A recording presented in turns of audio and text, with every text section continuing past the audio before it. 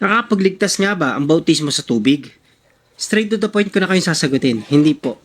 Pero meron sinasabi ang Bible patungkol po sa kahalagahan ng water baptism kasi inutos po ito ng ating Panginoong Kristo.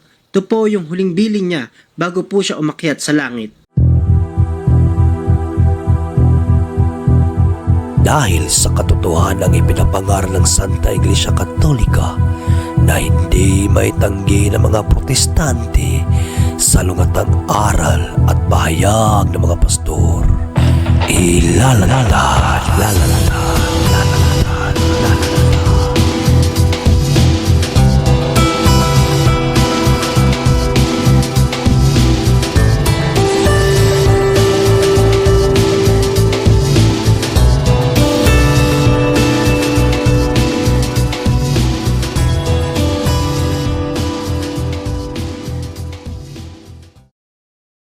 Card bag sauce simbahan.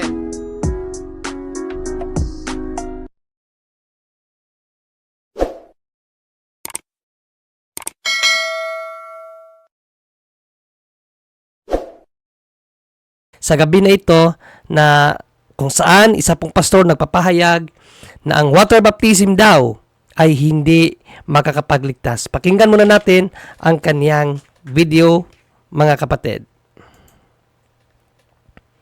Nakakapagligtas nga ba ang bautismo sa tubig? Straight to the point ko na kayong sasagutin, hindi po.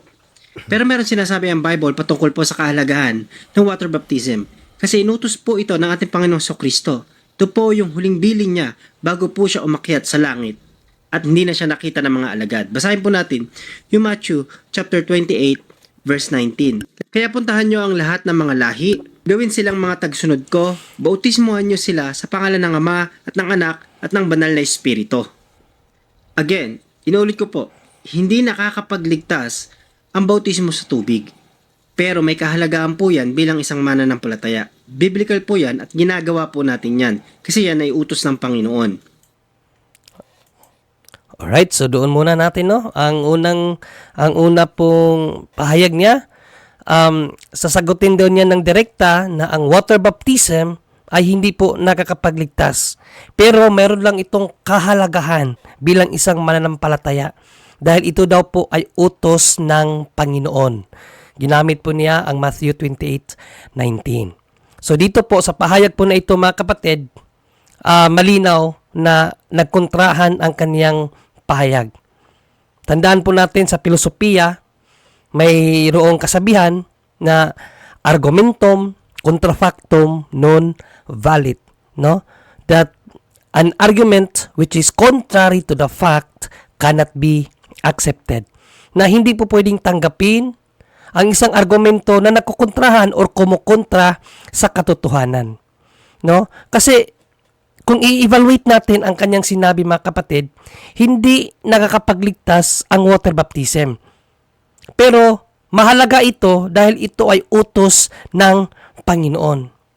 So therefore, dahil ito ay utos ng Panginoon, it lead us to salvation. Kasi mga kapatid, ang wika ng ating Panginoong Jesucristo, kung gusto talaga natin ng kaligtasan ng buhay na walang hanggan, kinakailangan nating sumunod sa kanyang utos. Basahin muna natin ang pahayag ng ating Panginoong Jesucristo sa Matthew 19:17, mga kapatid. Ito po ang ating mababasa. Sumagot si Jesus, "Bakit mo ako tinatanong kung ano ang mabuti? Iisa lang ang mabuti. Ngunit kung nais mong magkamit ng buhay ng walang hanggan, sundin mo ang mga utos ng Diyos." So, napakalinaw na ang pagsunod po sa utos ng Diyos ay magdadala po ito sa atin sa buhay na walang hanggan. So, kung pinapahayag niya na ginagawa natin ang water baptism dahil utos ito ng Diyos, ibig sabihin, nakakapagligtas po ito. Pero ano ang kanyang unang sinabi? Ang water baptism ay hindi makakapagligtas. Ginagawa lang natin ito dahil mahalaga ito dahil utos ng Panginoon. Argumentum contra factum non valid. Mahalaga ang bautismo dahil utos ito ng Panginoong Diyos dahil ito ay nagdadala sa atin sa kaligtasan. Yun po ang tamang pahayag. No? So, sa unang bungad pa lang ng kaniyang pagpapahayag sa salita ng Diyos ay kontrahan na po at hindi po dapat tanggapin. Pagpatuloy po natin ang kanyang sinasabi sa kanyang ikalawang punto. Pangalawa, hindi po ito ritual na kakapag-alis ng ating kasalanan. Ang akala ng iba, ang water baptism po ay nakakapagtanggal ng ating kasalanan. No. Kahit ilang beses tayo magpalubog sa pastor o sa mga lingkod ng Diyos sa tubig, pero hindi ko humihingi ng tawad, sabi ng Bible, if we confess our sin, He is just and faithful to forgive us. Kung ipapahayag ng ating mga labi, yun po, yung paghingi ng tawad, dun matatanggal yung ating kasalanan. Pero sa water baptism, hindi po ito ang ritual na nakakapagpaalis ng ating kasalanan. Ang nakakapag-alis lang po ng ating kasalanan, walang iba kundi ang Panginoong Jesucristo, hindi ang tubig. Once na inaccept natin ang Panginoong Jesucristo, nanampalataya tayo sa Kanya, at kung tayo ay genuine nagrepent sa ating mga nagawang kasalanan, dun po nalinis ang ating kasalanan. 1 John chapter 1 verse 19. Okay.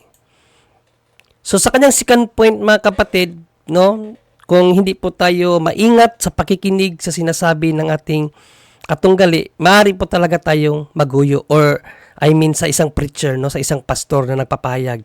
Pero kung pag-aaralan natin ng mabuti ang kanyang pinagsasabi at mayroon tayong kunting kaalaman sa isang mga fallacious na statement, ay isa pong fallacy statement po ang kanyang sinasabi mga kapatid. Sinasabi na false dilemma fallacy or itong false dichotomy, no? Na para bang pinapipili kanya sa dalawang totoong bagay na isa lang ang dapat mong piliin diyan. So false dilemma fallacy po 'yan or false dichotomy, no? Na dahil ang confession ay nag-aalis sa atin sa kasalanan, so hindi na pwede ang water baptism. Wrong. Mali po 'yun mga kapatid. False dichotomy po 'yun. No, or fallacy of false dilemma. Dahil parehas po 'yan utos ng ating Panginoong Diyos. Kaya bakit isa lang ang pipiliin mo? Di ba? Hindi porkit nakakapaglinis ang confession ay yung binyag ng pagbibinyag sa tubig ay hindi nakakapaglinis. Mali po yun. Nagpapatunay lang yun na hindi natin naunawaan ang kabuuan ng Bible. At isa pa, ano ang sinabi niya? Hindi raw ito tanda na ikaw ay napaanib na sa samahan. Ito yung mga sinabi niya, no? Tapos, kahit pa daw ilang ulit kang bautismuhan, hindi raw yun nagpapatunay na nasali ka na sa isang samahan at hindi rin daw ito nagpapalinis sa iyong kasalanan. Dahil ang nagpapalinis daw sa iyong kasalanan, ang pagtanggap natin kay Kristo at ang ating pag-confess sa ating mga kasalanan. So, itatama po natin ang mga pahayag na ito. Unahin natin yung pagsabi niya na hindi ito nakakapagtanggal ng kasalanan. Di ko lang alam kung talaga bang nagbabasa ng Biblia itong ating kapatid na pastor na ito, no?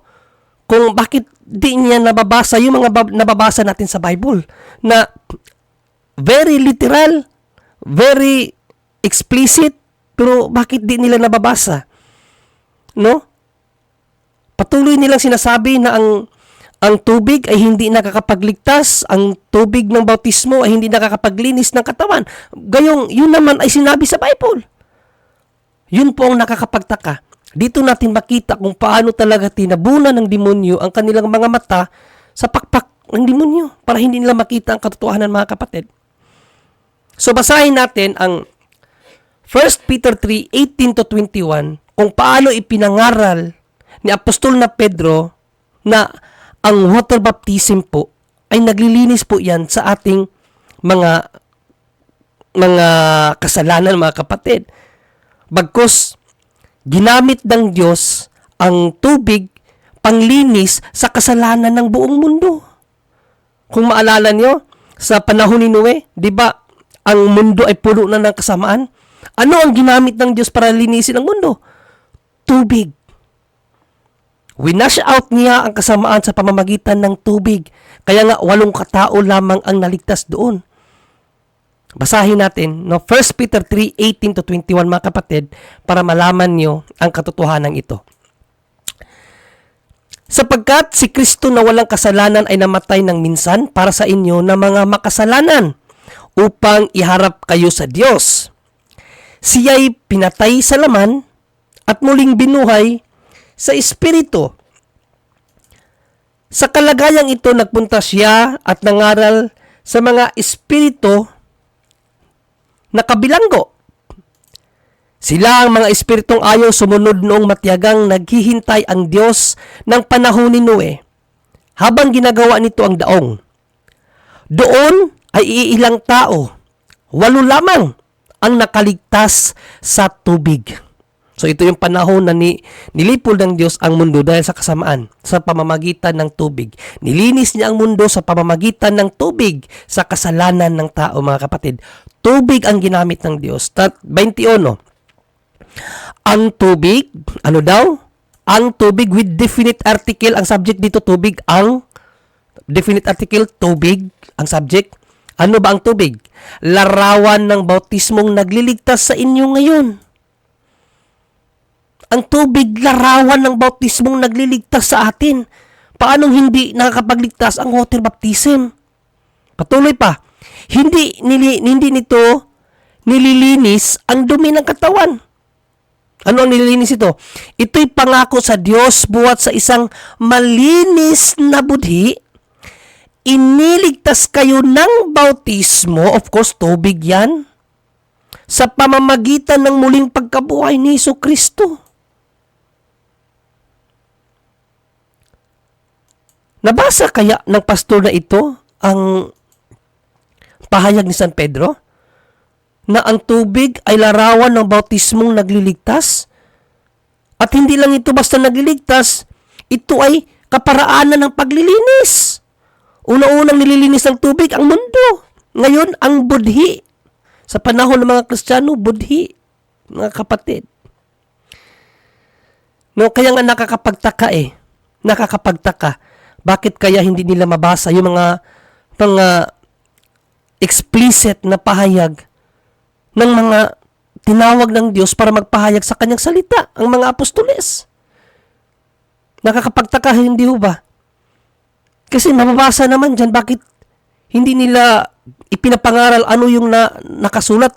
Ang ipinapangaral nila yung hindi mga nakasulat. Tulad na lamang nung sinabi niya, ang water baptism ay hindi nakakapagligtas. So, sana naunawaan nyo, no? Na nakita nyo yung pagtatama natin sa isang napakalaking mali na pahayag na para bang pinagkontra ang dalawang katotohanan na utos ng Diyos. Isa lang dapat piliin. False dichotomy. No? Fallacy of false dilemma po yan, mga kapatid. Okay, so pakinggan natin ang sunod niya na points, no? Kung nakakapuntos ba talaga siya sa pagpapangaral sa sasalita ng Diyos, mga kapatid. Ang bautismo sa tubig ay hindi isang hakbang na magiging kasapi ka sa isang reliyon. Oo, Isa pa yan, no? Ang water baptism daw ay hindi daw ito hakbang na ikaw ay mapaanib sa relihiyon na itinatag ng ating Panginoong Jesucristo. Tandaan niyo po yan, no? Hindi ito hakbang na ito ay makapagpapasok sa iyo sa kaharian ng Diyos. Sagutin din natin yan, pero tapusin muna natin ang kabuuan ng kaniyang pagpapahayag patungkol dito. marami ka sigurong nakikita at naririnig at nalaman ng ibang relihiyon at sekta. Kapag nabautismuhan sila po ay lihitimong kasapi at miyembro na ng kanilang relihiyon. Pero what the Bible tells us about water baptism, hindi po yun ang kahalagahan ng water baptism. Hindi ito nagsasabi na kapag nakapag-baptize ka na sa water, hindi ka na pwedeng umalis sa relihiyon yan. O kaya naman, diyan ka na forever. No. Hindi po yan ang sinasabi ng Bible pagdating sa water baptism. Basahin po natin yung Romans chapter 6, verse 4. Kaya noong binautismuhan tayo, namatay tayo at inilibing na kasama niya kung paanong binuhay muli si Kristo sa pamamagitan ng dakilang kapangyarihan ng Ama, tayo rin ay mamuhay sa bagong buhay. So malinaw po ang sinabi ng Roma. Nagpapahayag ng pakikiisa natin sa muling pagkabuhay ng Panginoong Hesukristo. Ayan, so gumamit siya ng Romans 4:6, no? Para po Romans 6:4 para itindig ang kaniyang arguments na yung pong binyag ay hindi daw nagpapatunay na ikaw ay mapaanib sa isang relihiyon or sa relihiyon ng ating Panginoong Hesukristo. Again, mga kapatid, isa na naman po itong fallacy, no? Yung tinatawag na informal fallacy. Ano ho ba ang ibig sabihin ng informal fallacy?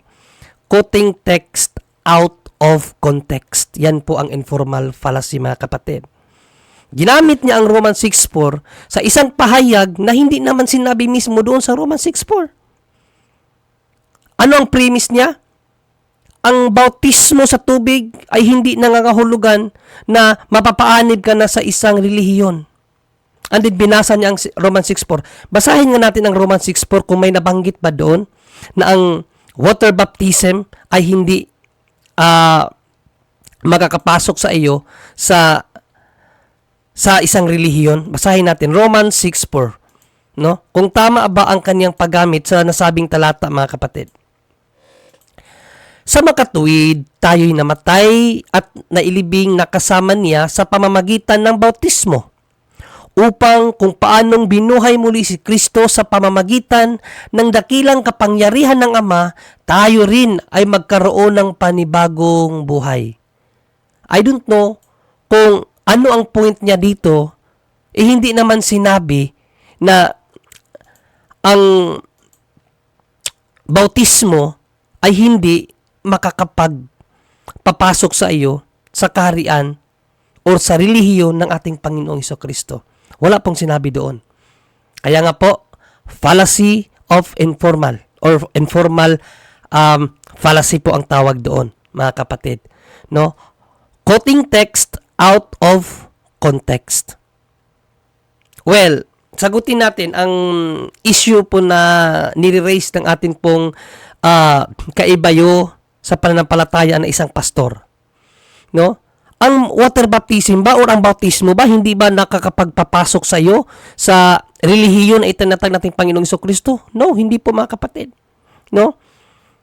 Una, para maunawaan natin ang konteksto ng pagpasok sa kaharian ng Diyos, balikan natin ang Israel. No? Lalong-lalo na po sa theology, mayroon pong pag-aaral about typology study. No, yung type of pangyayari. Sa Old Testament, ang ginagamit po nila doon na paraan para po ikaw ay mapaanib sa lahi na pinili ng Diyos, ang mga Hudiyo, kailangan ka pong matuli.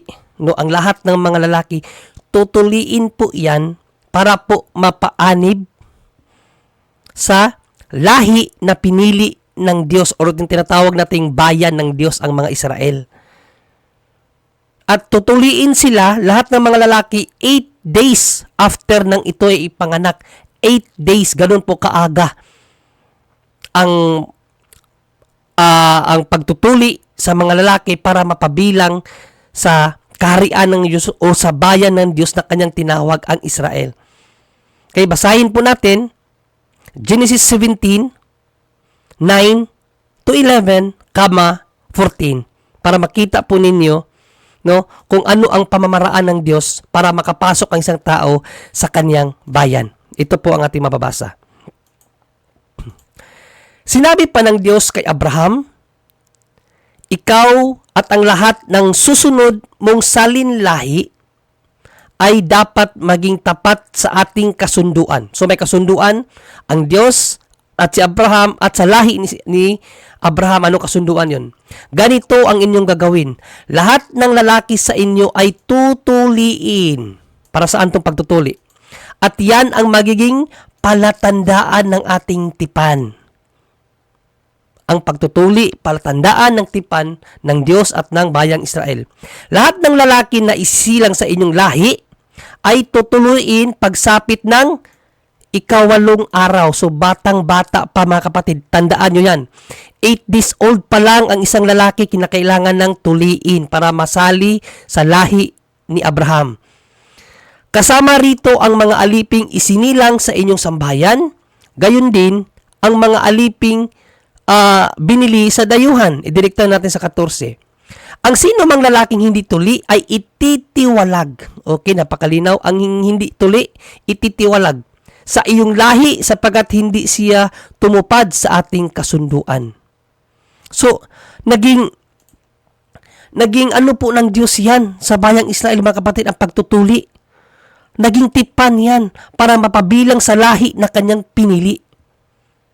So yan po ang history ng pagtawag ng Diyos sa kanyang piniling bayan. Kaya na kailangang matuli para masali sa lahi na kanyang tinawag. Ngayon, dahil nasa Christ era na tayo, binago po ang pamamaraan na yan. No, kaya nga typology. Type of paraan ng Diyos para makapasok ang isang taong kanyang tinawag sa kanyang bayan. Kasi sa New Testament, sa panahon ng Panginoong Jesucristo, mayroon siyang bagong bayan na tinawag. Yun ang Christianity. So ano ang naging paraan ng Diyos para makapasok ang isang tao sa bayan na iyan na kanyang tinawag? Pagtutuli pa rin ba? Hindi na po. Pinalitan po yan ng baptism. Baptism na po ang paraan ng Diyos ngayon para makapasok sa kanyang bayan. No? Colossians 2:11 and 12, ito po ang ating mababasa. Dahil sa pakikipag-isa kay Kristo, kayo'y tinuli hindi sa laman. So, hindi na sa laman. Tinuli tayo pero hindi na sa laman. Kundi sa pagwawaksi ng masamang hilig ng laman. Ito ang pagtutuling mula kay Kristo. Anong ibig sabihin nitong pagtutuling mula kay Kristo na ito? Sa pamamagitan ng bautismo. Ito po yung typology na sinasabi ko po. No? Type o paraan ng Diyos para ang isang taong tinawag ay makapasok sa kanyang bayan o sa kanyang relihiyon. Nailibing kayong kasama ni Kristo at muli na rin kayong nabuhay na kasama niya dahil sa inyong pananalig sa kanyang kapangyarihan ng Diyos na muling bumuhay sa Kanya. So yun na po ang naging paraan ng Diyos sa panahon natin ngayon, mga kapatid, para mapabilang sa Kanyang bayan. Kaya yung sinabi niya na ang bautismo ay hindi paraan para makapasok sa isang relihiyon, mali po yun. Dahil bautismo po ang paraan sa New Testament. Sa bagong tipan ng Diyos para ang taong sino mang tao na Kanyang tatawagin para makapasok sa Kanyang kaharian o sa kanyang relihiyon ay sa pamamagitan po ng pagtutuli. Pagtutuli, I mean pagbabautismo. No? At mayroon po siyang sinabi na magiging kaisa ka lang kay Kristo kapag nanampalataya ka daw sa Kanya. Gamit nga niya yung Romans 6:4 dahil tayo daw ay nailibing kasama ng Panginoong Jesucristo sa pamamagitan ng kamatayan sa krus. Wrong interpretation pa rin. Dahil ang pakikipagkaisa kay Panginoong Jesucristo hindi lang dahil sa ikaw ay nanampalataya. Dahil pa rin sa bautismo. Basahin natin. Galatia 3:27, ito po ang pakikipagkaisa natin sa ating Panginoong Jesucristo. At ang pakikipagkaisa po natin sa ito po yung sinasabi niya na mapabilang sa kanyang relihiyon. Papaunawa ko po sa inyo. Galatians 3:27, ano ang wika ni San Pablo? Si Kristo mismo ang inyong isinuot na parang damit nang kayo'y nabautismuhan sa inyong pakikipag-isa sa Kanya. Ang pakikipag-isa po sa ating Panginoong Jesucristo ay sa pamamagitan po, mga kapatid, ng water baptism. Napakalinaw po. Galatia 3:27. Kaya nga, kapag nabautismuhan tayo, nakakapasok tayo sa relihiyon ng ating Panginoong Jesucristo. Bakit? Dahil sa kanyang relihiyon, ang ating Panginoong Jesucristo ang ulo. At ang kanyang relihiyon o ang kanyang simbahan, ang kanyang kaharian, ang kanyang katawan. Colossians 1:18. Basahin natin. Colossians 1:18, ito po ang sinabi ni San Pablo. Siya ang ulo ng iglesia na kanyang katawan. So si Panginoong Jesucristo ang ulo ng kanyang iglesia, ng kanyang katawan. Kaya nga, kapag nabautismuhan ka, nakakapasok ka ngayon sa kanyang iglesia, sa kanyang relihiyon. At nakikipag-isa na tayo sa kanya kasi nga tayo na ngayon ang katawan ng ating Panginoong Jesucristo. Tawag nga niyan, body of Christ. We are the body of Christ. Christ is our head. Kaya nagkaisa na tayo ngayon. God and humanity, nagkaisa na sa pamamagitan po ng bautismo. So yan po ang hindi naunawaan ng ating kapatid na pastor na nagpapaliwanag. So, another points na kanyang pinapaliwanag, pakinggan natin mga kapatid. Rin po natin yung 1 Corinthians chapter 15, verse 3 hanggang 4. Sabi po dito, sapagkat ibinigay ko sa inyo ang pinakamahalagang aral na ibinigay sa akin na si Kristo'y namatay upang iligtas tayo sa ating mga kasalanan ayon sa kasulatan. At inilibing siya, ngunit muling nabuhay sa ikatlong araw ayon din sa kasulatan. Mapapansin niyo po dito sa picture, may mga bata po. Well, no, doon sa 1 Corinthians 15 na kanyang sinasabi, pinapahiwatig niya na nalinis tayo sa pamamagitan ng kamatayan ng ating Panginoong Jesucristo at hindi sa water baptism. Mali pa rin. Mali pa rin ang pagkaunawa niya.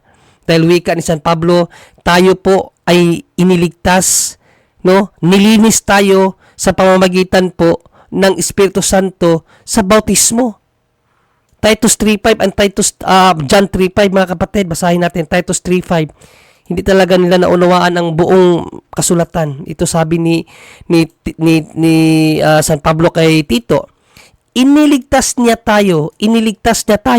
Hindi dahil sa ating mabubuting gawa, kundi dahil sa kanyang habag sa atin.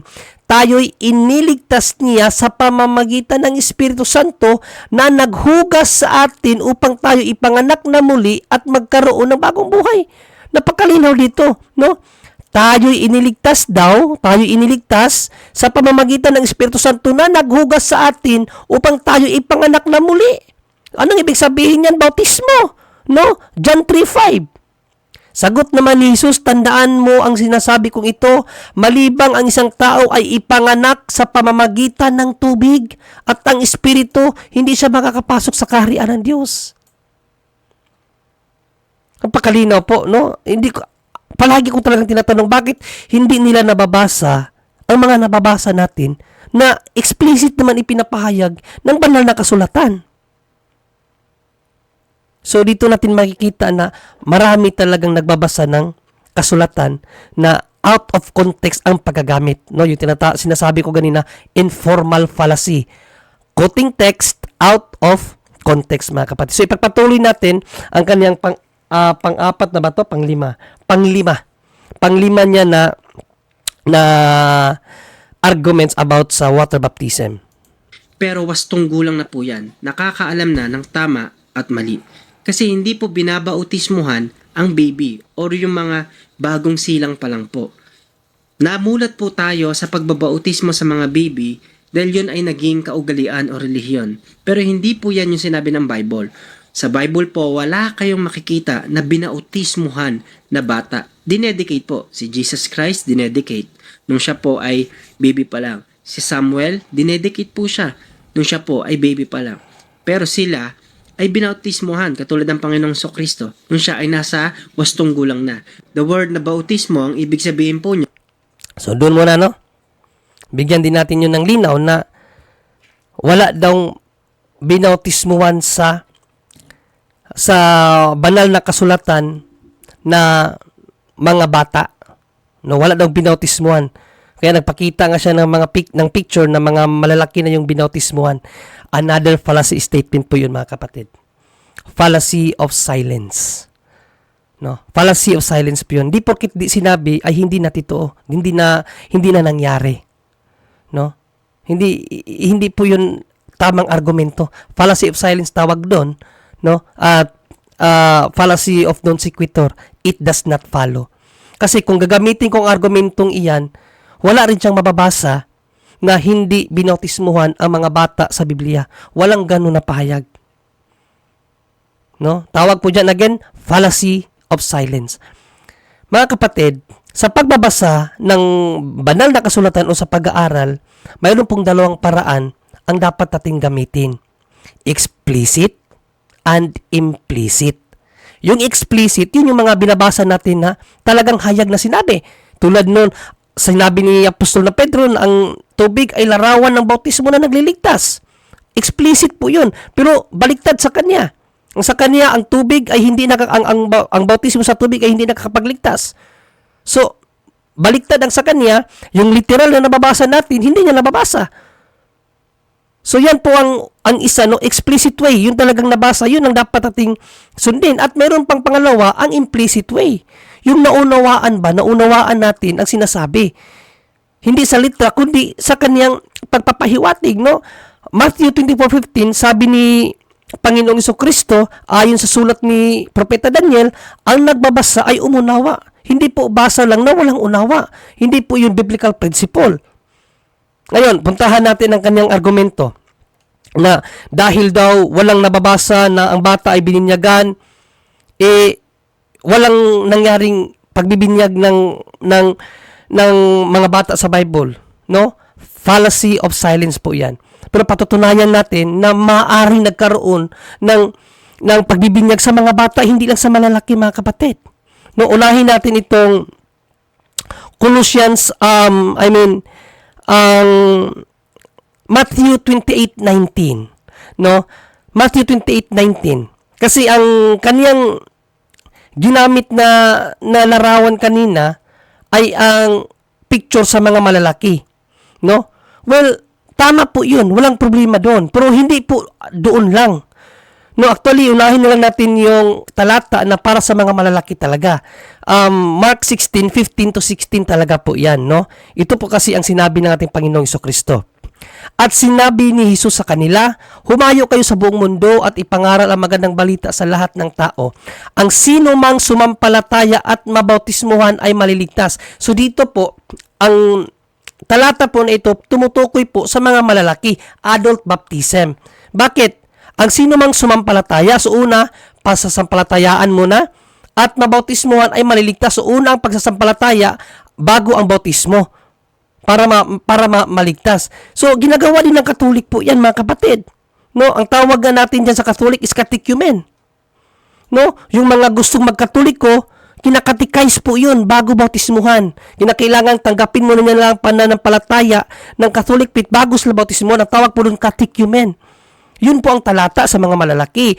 16:15-16. Papanampalatayanin mo na bago bautismuhan. However, meron din pong para sa mga bata. No, yung general na utos ng ating Panginoong Jesucristo na ginamit niya kaganina, Matthew 28:19. Basahin muna natin ang Matthew 28:19. No? At ipaunawa ko sa inyo na dito po, pwede ang mga bata dito. Basahin natin. 28:19 hanggang 20. Kaya't humayo kayo, gawin ninyong alagad ko ang mga tao. Tandaan ninyo ano ang subject dito? Ang mga tao. Ang subject, mga tao. Kasali ang bata dyan kasi ang bata, tao po yan. Tao ang bata, no? Napakawalang hiya mo naman pag sinabi mo ang iyong anak ay hindi tao. No? Sa mga bansa. At anong gagawin sa lahat ng mga tao? Bautismuhan ninyo. No, bautismuhan niyo sila sa pangalan ng Ama, Anak at Espiritu Santo. So dito po sa talatang ito, nauna ang bautismo. No? Sa lahat ng mga tao, pinauna ng Panginoong Jesucristo ang bautismo. So dapat bautismuhan. No, bautismuhan. Ano ang sumunod? Turuan ninyo silang sumunod sa lahat ng iniutos ko. Pangalawa ang pagtuturo. Okay? So napakalinaw, mga kapatid. No? In Matthew 28:19-20, ipinauna ang bautismo sa lahat ng mga tao bago turuan. So, implied po yan sa mga bata din. Kasi ang mga bata, tao po yan. So, bautismuhan mo ng mga bata bago turuan. And then, Marcos 16:15-16, pananampalatayanan muna yung mga malalaki. Hayaan muna silang manampalataya sa pananampalataya natin bago bautismuhan. So, yun po ang diwa ng bautismo. Hindi one-sided. Ano? At ano yung sinabi niya kaganina? Hindi pwede yung mga bata bautismo kasi ating Panginoong Jesucristo malaki na binautismo. No. Dahil 8 days old ang ating Panginoong Jesucristo, tinuli ang ating Panginoong Jesucristo sa templo. Yung sinasabi niyang dedication, pagtutuli din yun. Tinuli din siya doon. Di ba ang pagtutuli, binasa natin, yun ang paraan ng Diyos sa Old Testament para makasali ka sa kanyang kaharian. Kaya, tinuli ang ating Panginoong Jesucristo para makasali siya sa kaharian ng Diyos na pinangahawakan ng Israel noong unang panahon. So kung tinuli ang ating Panginoong Jesucristo 8 years old, isa panahon ng mga Kristiyano, pinalitan na ng bautismo, so dapat ang bata 8 years old pa lang, kinakailangan matuli din. Mabinyagan din kasi ang pagtutuli, pinalitan ng pagbubinyag. Colossians 2, 11 and 12 mga kapatid. So yun ang hindi naunawaan ng ating pong pastor na pinapakinggan ngayon. Ngayon, isa pang patunay na posible ang mga bata bininyagan sa New Testament dahil sa pagpangaral ng mga apostol at sa kanilang mga gawa. Nagbautismo sila, hindi lang ng iisang tao, hindi lang ng individual, kundi pamilya. No, kapag sinabing pamilya mga kapatid, pamilya, posible namang walang bata kasi ang pamilya hindi naman natatawag na pamilya kung walang bata. O sabihin natin, paano kung malalaki na? Posible din yun. Pero imposible ba na sa isang pamilya walang bata? Di ba? Possible din na sa isang pamilya may bata yan. O basahin natin ang Ephesians 2:19. Ano ang pahayag ni San Pablo sa taga-Efeso? Sa makatuwid, hindi na kayo mga dayuhan o taga ibang bansa, kundi mga kababayan na ng mga hinirang ng Diyos at kabilang sa kanyang sambahayan. Ano daw? Ang mga Kristiyano kabilang na sa sambahayan ng Diyos. Ano ba yung sambahayan sa English? Basahin natin sa Good News Translation. So then, you Gentiles are not foreigners or strangers any longer. You are now citizens together with God's people and members of the family of God. We are now members of the family of God. Mga kapatid, sa isa pong diksyonaryo, no? Yung pong meaning ng family, tingnan natin kung ano ang meaning ng family mga kapatid. Ito po ang sinabi. Ayan, no? Family, ay nawala, wait lang ha. Family, yan ang isa pong itong dictionary, no? Family, ano ba ang ano ng family? A group of one or two parents and their child or children living together as unity or as unit. Kasama po ang child or children sa isang pamilya mga kapatid. Kasama po yan. Kaya nga, sabi dito ni St. Paul, tayo daw ay kabilang na sa God's people and members of the family of God. So kung na-membro tayo ng pamilya ng Diyos, hindi ba pwede na pati ang mga bata, anak natin, membro na rin ng pamilya ng Diyos? Di ba? Logically speaking. O, anong talata pa? 1 Corinthians 1:16. 1 Corinthians 1:16, anong sinabi dito? Ako nga rin pala ang nagbautismo sa sambahayan ni Estefanas. O sambahayan ni Estefanas, binautismuhan ni San Pablo. O basahin natin sa English, ano ba yung sambahayan na yan? Good News Translation, family pa rin. No? I also baptized Estefanas and his family. So again, pinakita ko na sa inyo na sa pamilya posibleng may bata, mga bata. Di ba ito yung sinasabi ko na implicit way of understanding the Bible mga kapatid? No? And then, Gawa 16:14 pa, isa pang talata, Gawa 16:14. Kabilang sa mga nakikinig ang isang sumasamba sa Diyos na nagngangalang Lydia, no? Si Lydia, na taga Tiatira, siya ay isang negosyante na nagtitinda ng mamahaling telang kulay ube. Binuksan ng Panginoon ang kanyang isip upang kanyang pakinggan ang ipinapangaral ni Pablo. Nagpabautismo siya at ang kanyang buong pamilya na naman. Buong pamilya ni Lydia nagpabautismo. Kapag sinabing pamilya, mayroon niyang bata. No, based po sa pinakita ko sa inyo na reference galing po sa isang diksyonaryo. Kaya, mga kapatid, wala talaga. No? Hindi nila nauunawaan ang kabuuan ng Biblia. Ngayon, pakinggan naman natin ang ika-6 niya na argumento patungkol po sa water baptism. Yan, to emerge o ilubog. Kailangan po mailubog yung buong katawan. Yan po yung biblical. Yan po ang ibig sabihin ng bautismo o baptizo sa Greek word. Ayan, isa pa ito, no, dapat bigyan din natin to ng kasagutan, no, na kapag bautismo daw, dapat daw ilubog, no? Kaya nga daw hindi pwede ang bata, kasi ang bata hindi pwede ilubog kasi daw ano daw itong bata, malunod, no? Pakinggan natin, ha. Sa English naman is to emerge. Sa Tagalog, itubog o ilubog. Kaya hindi po dampi. Amen po.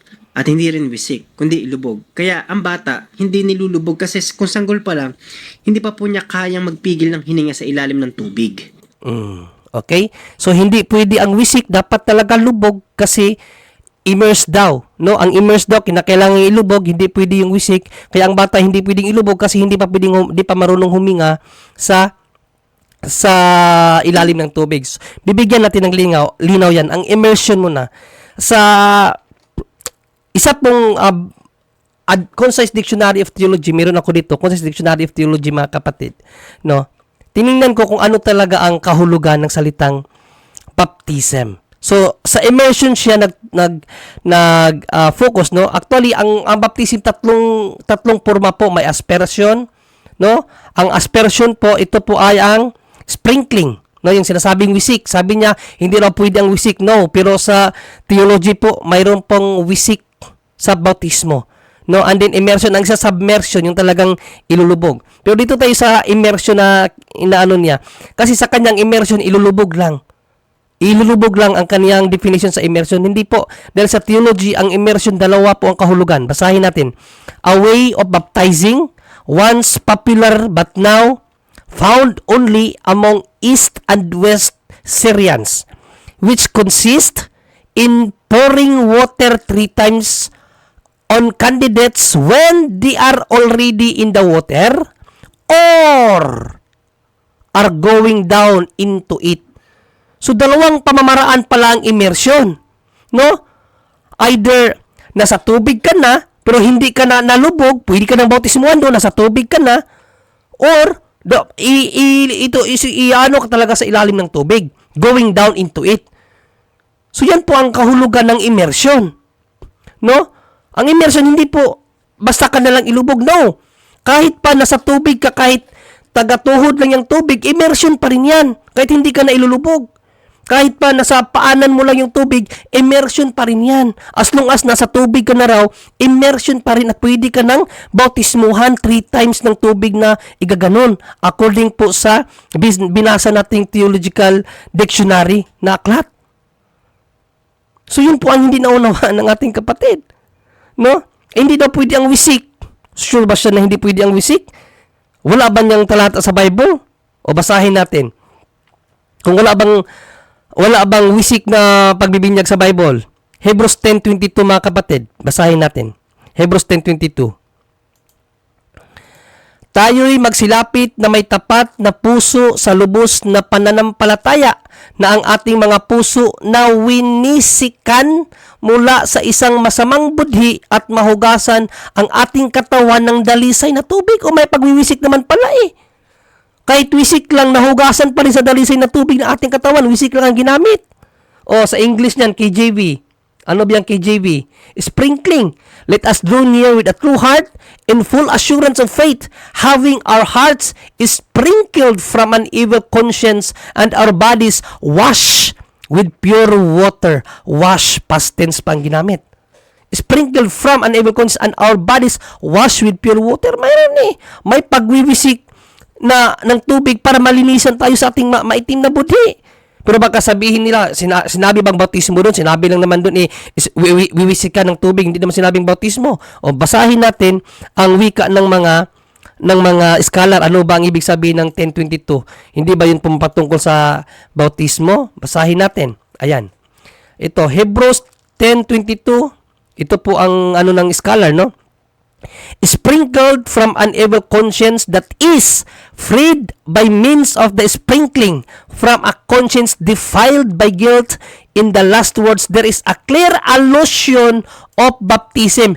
Clear allusion of baptism. Malinaw na tumutungkol yan sa bautismo. Yan po ang sabi ng scholar na atin pong tiningnan, mga kapatid.